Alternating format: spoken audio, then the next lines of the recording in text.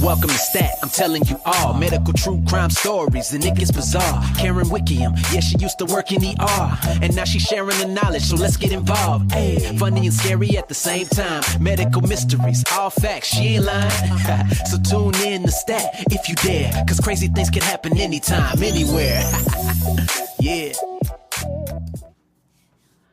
Hello, everybody out there in podcast land. This is Stat, Shocking Traumas and Treatments, coming to you from beautiful Toronto, Ontario, Canada. And I am your host, Karen Wickham. Thank you for joining me here today. So, we are on to the second and final episode of the terrible Tuskegee Syphilis experiment. Where I last left off, we had talked about Phase 1 of the experiment. So now I'm going to jump into Phase 2, which took place from 1932 to 1965. As you had heard prior, the first phase, or that phase, was supposed to be the only phase of this experiment, lasting for about 8 months. And as I told you, it went on to last 40 years.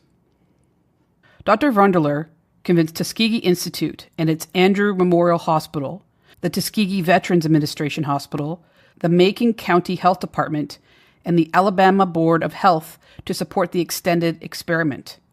Nurse Rivers was back on board. The two most important immediate changes to the study were the addition of a control group of people without syphilis and to plan to follow at least the older participants until they died, at which point autopsies would be performed so that direct clinical observation of the effects of the disease could be determined. Dr. John Heller was appointed by Vonderler as the health officer to select and examine the control group. The control group of 200 men similar in age and socioeconomic status to the 400 syphilitics was selected from the men who had tested negative the previous fall. Arranging for the autopsies was more complicated and involved the elaborate social code of segregated Alabama. Vonderler and Heller sought the cooperation of all local and state officials who were involved in any way with issuing death certificates. They all wanted the cooperation of local physicians who might be called on to treat study participants who were critically ill. Vonderler and Heller met with the medical societies of Macon and the neighboring counties. The doctors in these societies were all white. In confidence, Vonderler told them the purposes of the study and gave them lists of the participants. Bringing the local white doctors into the project not only assured their cooperation with respect to reporting critical illness and deaths for the purposes of arranging autopsies, but it also put the study participants on lists which kept them from inadvertently receiving treatments for syphilis. Up until then, families would take care of their dying loved ones and arranged for their funeral. The doctors needed to be able to autopsy these people. They came up with a scheme. In 1935, a burial insurance scheme was developed with the cooperation of the Milbank Memorial Fund, a New York foundation which supported medical research. Milbank provided a grant to allow payment of a fee, initially $50, for each autopsy. The fee was to be split between the doctor doing the autopsy and the family of the deceased. Nurse Rivers would offer burial insurance payment in exchange for the participants' families' cooperation with the autopsies. How kind of them. It was the only insurance most of them would ever have and provided a strong reason for the participant to stay in the program and for families to alert the project nurse when death occurred. The doctors executed the scheme by informing the participants at the 1935 annual meetings that they wanted to evaluate and continue the bad blood treatment. Continued participation in the program would result in burial insurance. The autopsies were conducted, and the samples of fluids and organs removed from the deceased participants were sent to the National Institute of Health. Nurse Rivers obtained the consent of the family members for autopsies. The study fell into a sort of routine. Nurse Rivers kept in regular contact with the participants, both the people with syphilis and the control subjects, through visits and letters. Once a year, the men were given a blood test and free medicine was distributed. In 1932, 38, 48, and 1952, young public health service doctors came from Washington for re-surveys. The men were brought to Andrew Memorial Hospital for complete examinations, though the dreaded golden needle spinal taps were never again administered. When a participant died, Nurse Rivers would secure permission for the autopsy, the procedure would be carried out, and the samples sent to Washington. Maintaining the long-term cooperations of the participants was important, and over the years, various inducements were used. Some participants were promised free hot lunches and free transportation to be examined. The methods used to induce participation in the study are best described in Nurse Rivers' 1953 article mentioned. Because of the lower educational status of a majority of the patients, such as farmers and day laborers, it was impossible to appeal to them from a purely scientific approach. Therefore, various methods were used to maintain and stimulate their interest: free medicine, except penicillin, burial assistance or insurance, free hot meals on the day of the examination by public health service physicians periodically, transportation to and from the hospital, and an opportunity to stop in town on the return trip to shop or visit friends. In 1958, the participants were given other incentive in the form of an elaborately printed 25-year certificate of participation signed by the Surgeon General and accompanied by $25, $1 for each year of the study. At the annual blood tests, the men with syphilis and control subjects alike were given various shots: a green-colored iron tonic and pink pain pills, which were actually just aspirin. Virtually none of those interviewed in later years knew the purpose of the shots, but assumed they were for bad blood. With the invention of penicillin, there was now a cure for syphilis. End of study, right? Nope. There was a major effort to get all persons in Macon County with syphilis treated, but those who participated in the Tuskegee study were not permitted to receive such treatment. Herman Shaw, one of the participants, recalls that he was included in a group of men who were taken to Birmingham for treatment. During the night before they were to be treated, a lady who was in charge of the facility where they were staying was pacing the floor. Herman asked her, "Ma'am, what's the matter?" And she said, "There is somebody who is here that's not supposed to be here." And he said, "Who is it and what's his name?" And she said, "Herman Shaw." And he said, "I'm Herman Shaw." And she said, "You're not supposed to be here. Get up and put your clothes on." So as you can see, Herman Shaw was rewarded for his honesty by being treated terribly. And by following her instructions, they put him on a bus and sent him home, and he was never treated. Withholding treatment, especially after the development of penicillin, was a major factor in the ethical questions that began to be raised over the study in the mid-60s. Astonishingly, up to that point, there is little in the public record to indicate that anyone from the Public Health Service, the Milbank Memorial Fund, or the Tuskegee Institute raised significant moral or ethical concerns about the Tuskegee Syphilis study. The final phase, 1965 to 1972. In 1965, a new generation of doctors was involved. Nurse Rivers had gone into semi-retirement. 400 to 500 of the original 600 participants had died. More significantly, the climate of race relations had changed dramatically over the 3 decades since the beginning of the study. In 1932, segregation was rigidly enforced and Jim Crow was the law of the land. But by the end of 1965, Alabama had experienced a substantial change in race relations. The point is that there were substantial differences in how people felt about race in Macon County in 1965 and what they believed in 1932. African American men and women and children were no longer restricted from where they could sit and eat, drink water, or vote. But racism was still very widespread, often blatant, but it was unconstitutional, for whatever that was worth, because African American people were still treated horribly. The Tuskegee Syphilis study continued on and was still generally unknown to the public. The persons who were attending the program in the mid-60s began to be very concerned about what would happen if and when the study was revealed. When the study was discussed in a 1965 meeting with public health doctors, the racism of the study was only briefly discussed. They believed that they could sweep it under the rug by saying that, quote, "the people were at that point that the therapy would no longer help them," end of quote. Not surprisingly, the conductors of the study still ignored the racial implications. The study seemed to be completely unaffected by the guidelines that arose from the post-World War II Nuremberg trials. There was still continuing discussion on human experimentation within the overall scientific and medical communities.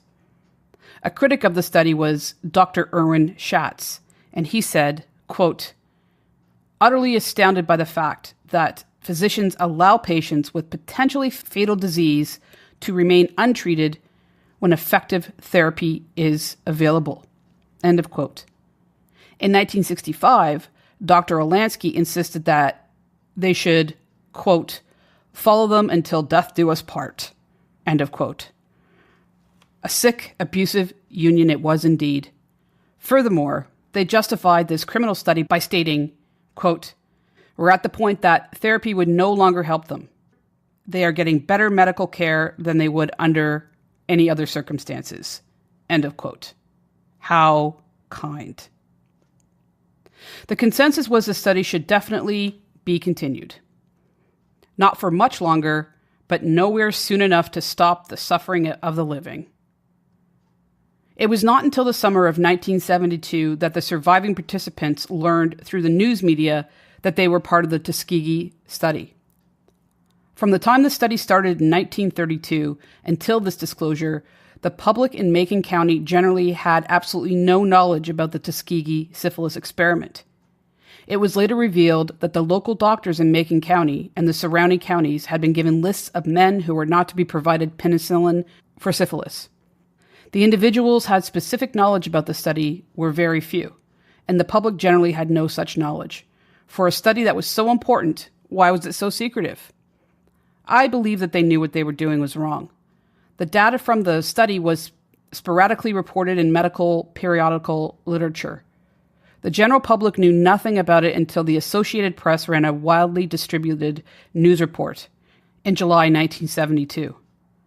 Public Health Service employee Peter Buxton was working in San Francisco in the mid-1960s as a venereal disease interviewer and investigator. He was one of the few that questioned the moral and ethical failures of this study and brought it forward. Buxton became very, very concerned and had some questions in his mind about these men not being treated and the whole manner in which the study was being conducted. Buxton later wrote in a prepared statement about his role, quote, "I was shocked by statements such as an important phase of this study has been the performance of autopsies. Mortality and morbidity are consistently higher among the untreated syphilitics," and other passages which indicated the participants did not realize what was happening to them. I pointed out that the Tuskegee study could be compared to the German medical experiments at Dachau, and that public disclosure of such a scandal would jeopardize congressional funding for other beneficial public health service projects. My superiors were shocked at what I had done, but after warning me that I could possibly be fired, they agreed to forward my report to the CDC. The initial reaction seemed to be a shocked silence. End of quote. Fearing that his report would not attract attention to the Public Health Service, on November 9th, 1966, Buxton wrote to Dr. William J. Brown, the chief of the Venereal Division of the Public Health Service. And this is what he wrote.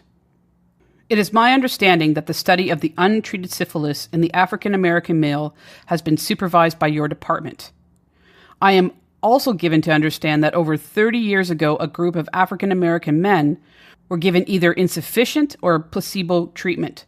Furthermore, I am told that these men are not volunteers, but were and are told that they were receiving proper treatment. I'm impelled to ask, 1. Was this study initiated to obtain physical examinations and autopsy reports on the syphilitic damage that these men were allowed to endure? How many of these men have been fully treated? Have any of these men been told the nature of this study? Is the study still underway? In other words, are untreated syphilitics still being followed for autopsy? Your attention in this above matter would be greatly appreciated." End of quote. Unsurprisingly, Dr. Brown did not reply. Later that year, Buxton quit the study and entered law school. He wasn't done with the study, though. In November 1968, now as a private citizen, Buxton wrote Dr. Brown again. Quote, "When we discussed the matter in Atlanta, I told you that I had grave moral doubts as to the propriety of this study.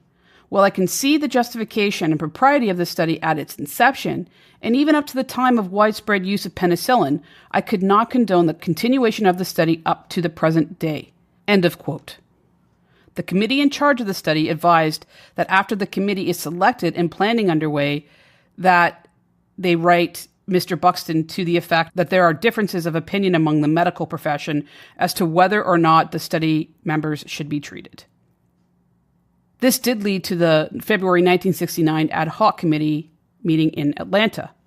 Some changes were made, but the study continued, and the public was still unaware of it. In July 1972, Buxton told a San Francisco Associated Press reporter about the study. The Associated Press managers assigned the story to Gene Heller, an investigative reporter based in Washington, D.C. Heller then researched the story and then wrote the story. The story was a major news event in Alabama in 1972 and naturally invited comparisons with all the other racially discriminatory practices which the state of Alabama has unfortunately but deservedly been identified with over the years.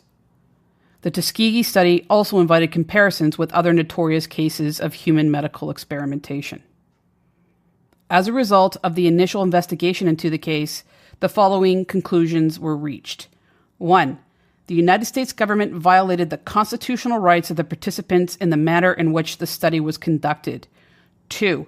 The government knew the participants had syphilis and failed to treatment, even after the penicillin became available. 3. The Public Health Service failed to fully disclose to the participants that they had syphilis and that they were participating in a study and that the treatment was available for syphilis. 4.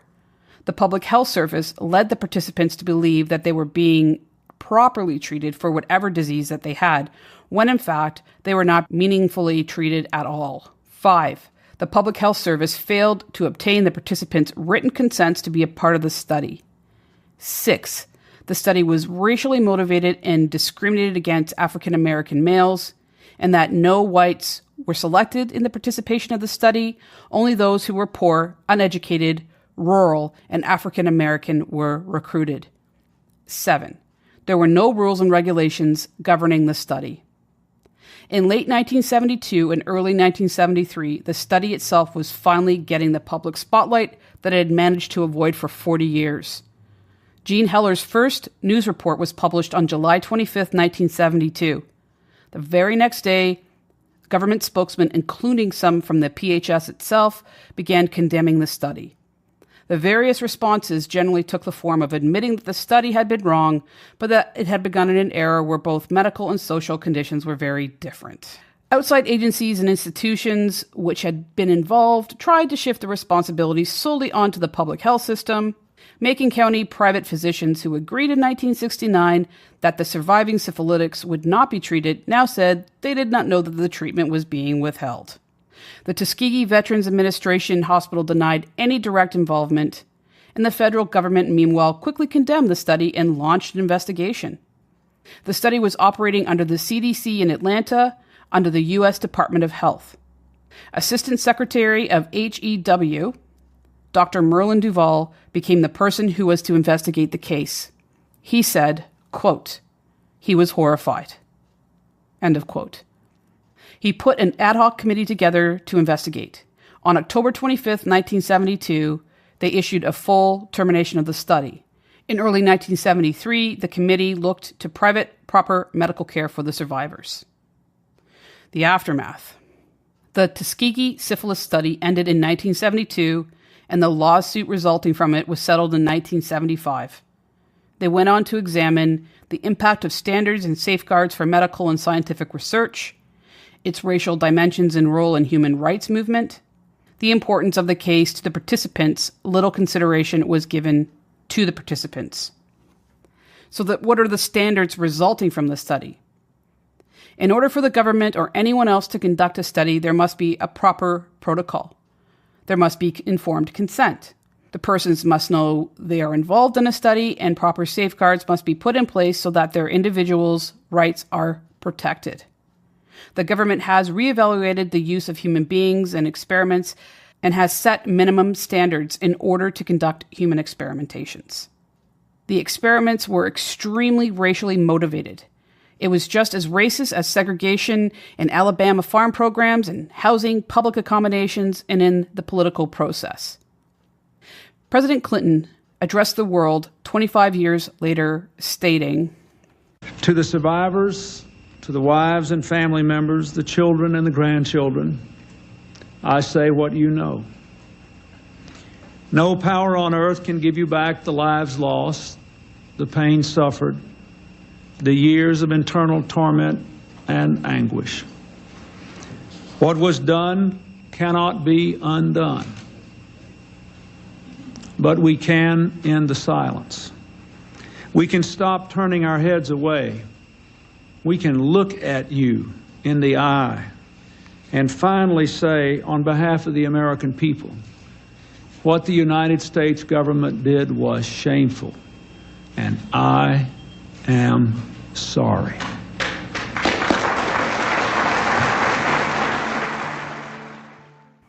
In conclusion, this was one of the worst examples of cruel acts of human experimentation, and not just that, it was coupled with racism.